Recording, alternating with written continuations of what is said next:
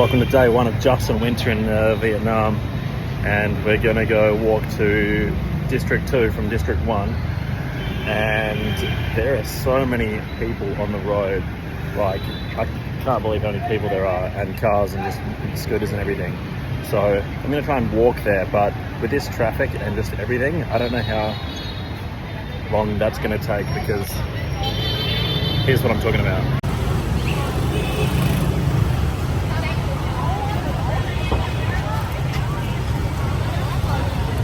Hello everyone, and welcome to my initial reactions to being in Vietnam. I've moved here to live. I've come from South Australia, and for my first week I'll be spending my time in the Saigon area, also known as Ho Chi Minh City. I didn't actually know before I came here that the city is known by those two different names, but they're actually the same place, so that can pretty much tell you all you need to know about my preconceived knowledge of Vietnam. With that in mind, everything is brand new to me. I've travelled to around 25 countries in my life, but in saying that, I haven't really done too much of Asia, apart from going to Japan twice. But this is going to be significantly different to Japan, I'm well aware. I'm expecting quite a big cultural adjustment when compared to my city in Adelaide, South Australia, so let's get started. As you can tell, the first thing that becomes extremely noticeable, the sheer number of people, is mind-boggling. Pulling out of the airport, this footage now is the first thing that I saw with my own eyes. The roads are utter chaos. Nobody has crashed into one another that I've seen, despite there being a complete disregard for staying in the same lane, lack of traffic lights or respect for the traffic lights, and no road rules are being adhered to. You can actually drive on the other side of the road if you want here, if there's space to do that, and that's extremely different to where I'm from. I'm not sure if I've seen a driver go longer than 15 seconds without honking their car or scooter horn, which sounds like it would be an exaggeration, but I'm saying this with complete honesty. Another thing is that it's really hot here. I'm used to the heat being from Australia, but where I come from it's a dry heat and it's really only hot in the summer. This is mid-October, and at night time you will just sweat the house down. My first trip to the hotel room was quite eventful. Pretty severe language barrier with the driver, but while he was driving, while texting on the translation app so he could chat with me, at one point he stopped in the middle of a busy road, just parked his car in the middle lane and texted out some paragraphs for me for a few minutes before continuing on.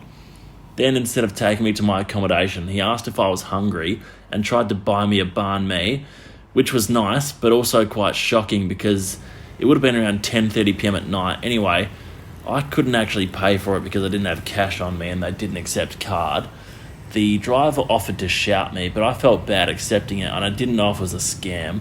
I didn't want to start off my first 20 minutes of being in the country by being conned, so I knocked back the free banh mi offer. The bloke then got me to the hotel and asked if he could snap a selfie with me to commemorate our trip. I'm not sure he has seen too many white Westerners in his life, so I was more than happy to feature in his photograph. At this point, I've only communicated with one person and been in the car ride from the airport, and already we're in a severely different place than what I'm used to. Crossing the road or walking on the footpath is not something that I've ever had to think about in my life, but I can safely say to anyone who comes to Ho Chi Minh City, you will need to relearn that process. I say this because there aren't usually pedestrian crossings for you to walk across the road, so you essentially need to just blindly step out and pray that people won't murderize you, which they actually do a pretty good job of, but it's a very daunting task to just step into an endless sea of oncoming cars and scooters, because my entire 3 decades of existing made me believe that to be asinine. You actually need to conquer this fear though, because there will never be a break when there's no traffic if you're in an area like District 1, which is the main central area of Saigon. The footpaths are also filled by the occasional motorist, street vendors, parked motorbikes, and every man and his dog. Really, you can't step outside without just having beads of sweat dripping off of you. I came to realise within my first couple of days though that even though it will be over 30 degrees Celsius or 90 degrees Fahrenheit, you can still get rain downpours completely out of the blue. One moment I was super hot and sweaty, and within 10 minutes we had torrential rain all of a sudden. I guess you're going to be wet from the sweat anyway, so getting rained on doesn't really dampen you too much. One thing that I have seen which I actually love, and honestly it's a little bit hard to express in words, but a lot of the people you see out and about are just living their lives quite happily. I think that in Australia, living is more about prestige and status and designer brands. The people here don't have so much necessarily, but they're out and about on weeknights late at night, socialising with their friends. I've seen quite a few nights just walking around the past couple of days, and I'm not even actually that close to the city centre at all. I'm closer to the airport as I speak right now, but even then I can just stroll down the road in Tan Thai, if that's the pronunciation, late at night and see friends playing card games on the footpath or grown men playing checkers and that sort of thing. We're talking weeknights after 10 p.m. Things are still open. There are still people in the streets selling foods and smoothies and fruits and cigarettes and just, everything. I've seen heaps of people doing karaoke performances. You can see it from the street, and I think this is a big contrast to where I'm from in Adelaide, because shops just aren't opened very late there. People don't actually socialise that much. I think the people here are just enjoying and actually living their lives a bit more. You could walk through the busiest parts of the city in Adelaide and they'd be super quiet compared to the outer suburbs of Saigon. I know the disparity between the populations is large, but I think this is just a cultural thing as well. You can buy things at any time of day really, and that's just because there are always people out. Another great thing is the cost of living here. Super cheap. Coming from Australia, our purchasing power here is quite high, so it's a great change of pace to be able to go buy some street food for $1 or $2 in Australian values, 10,000 or 20,000 Vietnamese dong. Grab is the Asian equivalent of Uber here, and it's insane how much cheaper it is for the ride sharing. I took an 80-minute car ride that cost about $15 Australian. You can easily take some shorter distance car journeys that will cost you around $5, which is really good for getting around. Usually it only takes about 15 seconds to connect you to a driver as well, so there's not much waiting really ever. If you want to hop on the back of a motorbike instead of a car, the prices are about a quarter of what it costs for the car. I haven't done that yet, but that is because most of the trips I've taken have been quite lengthy, and because it's either been really hot or pouring with rain, in which case the air conditioner or the undercover aspect is worth the extra price for my personal needs. One thing which is on not as good of a note, I've seen a couple of questionable conditions for some animals, like chickens being kept in tiny cages on the footpaths and a few other things amongst that topic, which have probably been one of the harder things for me to adjust to seeing, because I just love animals and I can't feel too good about that.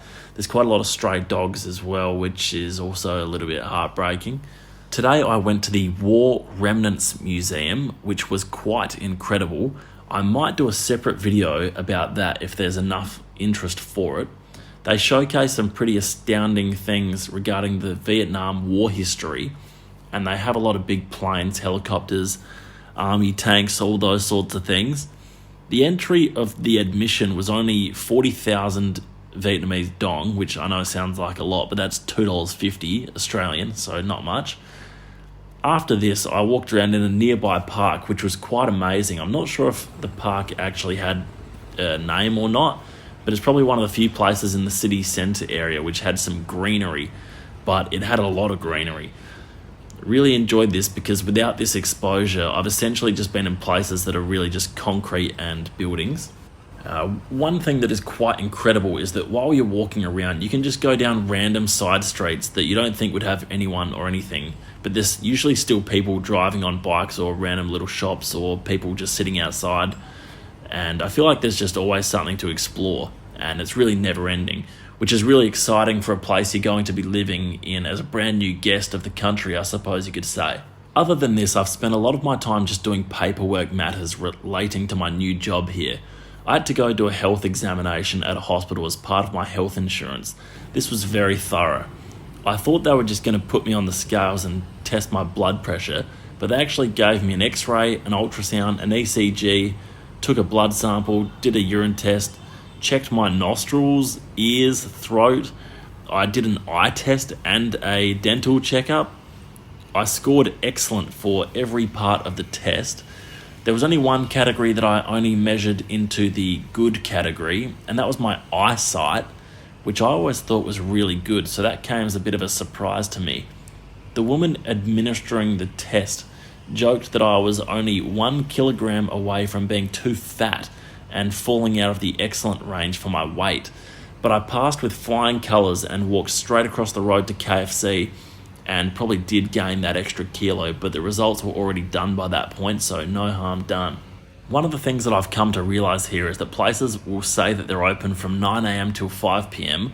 or something, sort of standard business hours, but you'll turn up and they'll randomly be shut from like 11 a.m. till 2 p.m. or something like that for lunch, and then you'll just get told some services are only operational during the morning period or in the afternoon period, and you'll need to book and you can't just walk in, but it's not really listed anywhere on their website about that, and it just says they're open 9 to 5, but yeah, they're kind of not. And so with that, I've just been running around a bit more than I anticipated. I got rejected entry from one building that I needed to go into because I was wearing shorts. Again, it didn't say anything about this on the website, and it was about 40 degrees, so that came as a bit of a surprise to get turned away. I had to prove my phone was on silent to get into the Australian consulate, which again was probably just not something that I've ever imagined to be a thing, but that's okay. So anyway, these are some of my first impressions that I've found in my first week of being here in Vietnam. One last thing that I'll say is that a lot of the footpaths are quite tricky to walk on. You sort of have to manoeuvre across a few potholes and unpaved sections. It jumped out to me as a place that might be quite difficult for travellers that are either elderly or movement impaired, people in wheelchairs and that sort of thing. I've never had to really be conscious of this myself, but even then it's become quite apparent. So yeah, it might be something for other tourists to be mindful of if they're considering travelling to Vietnam. If you're worried about the language barrier, I will admit it is pretty severe. You can get by pretty well with the translation app on your iPhone though these days, and you can just take pictures of the signs and menus and that sort of thing and convert it to English, and that's what I've been doing.